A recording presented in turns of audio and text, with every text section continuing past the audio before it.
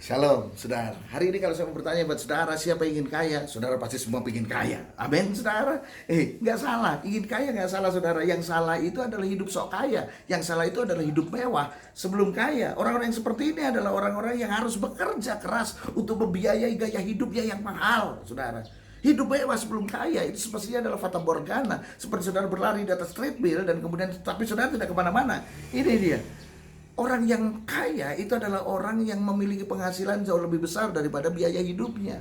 Saudara mungkin boleh memiliki biaya penghasilan yang besar, tapi semua penghasilan saudara habis untuk biaya hidup saudara, bahkan kurang untuk nyicil ini, nyicil itu, bayar kredit, bayar hutang dan lain sebagainya. Matius pasal yang ke-17 ayat yang sampai dengan yang ke-19 mengajarkan kita bagaimana kita harus kaya di dalam Tuhan. Ini dia. Hidup di pasal yang 17 itu berbicara hidup dimuliakan bersama dengan Yesus. Tapi kontras di pasal yang ke-19 ada seorang muda yang kaya raya tetapi dia tidak bisa mengikuti Yesus dengan sepenuh hati.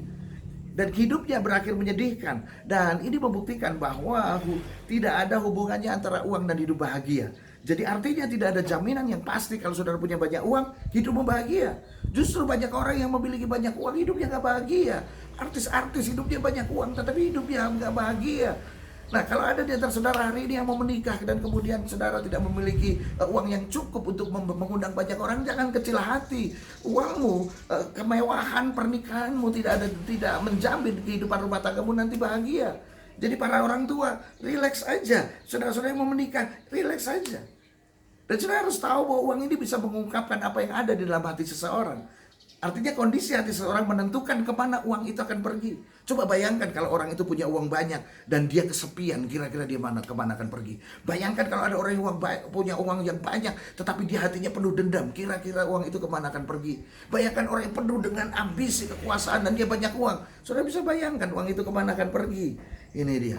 Kita harus hati-hati, tetapi Yesus juga berkata bahwa kita harus memiliki cukup uang agar tidak menjadi batu sandungan. Kitab Matius pasal yang ke-17 ayat yang ke-27, saya bacakan buat saudara. Matius 17 ayat yang ke-27, tetapi supaya jangan kita menjadi batu sandungan bagi mereka.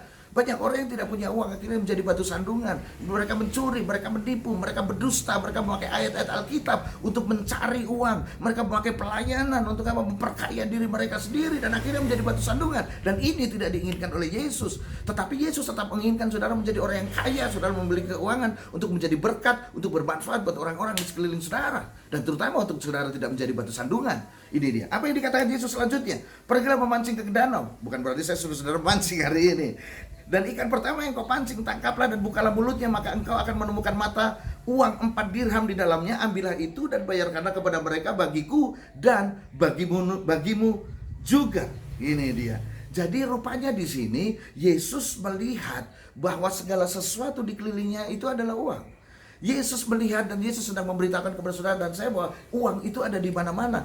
Tapi bagaimana caranya uang itu sampai kepada dompet saudara, masuk ke dalam tabungan saudara secara legal dan bukan dengan perbuatan yang jahat, bukan perampok. Dan Yesus memberi contoh yang luar biasa bahwa di mulut ikan itu ada mata uangnya. Bagaimana Yesus tahu? Bukankah dia maha tahu? Bukan karena itu, karena Yesus juga adalah manusia 100%. Tetapi ini dia, Yesus memiliki pengetahuan yang luas. Jadi waktu itu ada ikan Santo Petrus atau ikan Cilidai. Tinggalnya itu di Sungai Nil dan di Danau Galilea. Ikan ini punya keunikan, saudara. Dia suka menyimpan telurnya di dalam mulutnya. Dan kalau sudah menetas ikan itu, maka telurnya, ikan-ikan yang sudah menetas akan dimuntahkan. Dan jika ada bahaya, dia akan sedot lagi sehingga anak-anak aman di dalam mulutnya. Tetapi masalahnya, dia tidak bisa menyimpan anak-anaknya karena semakin besar, bisa doer bibirnya, saudara. Nah, karena sudah terbiasa menyimpan di dalam mulutnya, maka ketika anak-anaknya sudah besar, dia sudah terbiasa menghisap apa saja yang ada di dasar danau. Kadang-kadang tutup botol masuk, kadang-kadang juga uang itu. Nah, rupanya Yesus melihat segala sesuatu tidak terbatas dalam bentuk uang. Saya ajak saudara memiliki pandangan seperti Yesus, cara pandang seperti Yesus. Tidak hanya melihat dalam bentuk uang, tapi bisa melihat sesuatu yang terpendam. Dan itu menjadi uang, saudara. Uang ada di mana-mana. Makanya hari ini saya berkata buat saudara, perluas pengetahuan saudara melalui YouTube, belajar melalui Google, belajar melalui apa saja. Untuk apa? Untuk saudara mendatangkan ide, untuk saudara bisa menjadikan uang yang ada di sekeliling saudara. Ini dia. Sehingga hidup saudara tidak jadi batu sandungan. Sehingga hidup saudara bisa memberkati orang. Tetapi tetap berhati-hati dengan uang. Tetapi selama saudara Tuhan bersama dengan saudara dalam hati saudara, maka saudara, hidup saudara akan dimuliakan bersama dengan Yesus. Dan uang saudara memberkati saudara dan menjadi berkat buat orang lain. Kingdom Lifestyle hari ini, Tuhan Yesus memberkati saudara.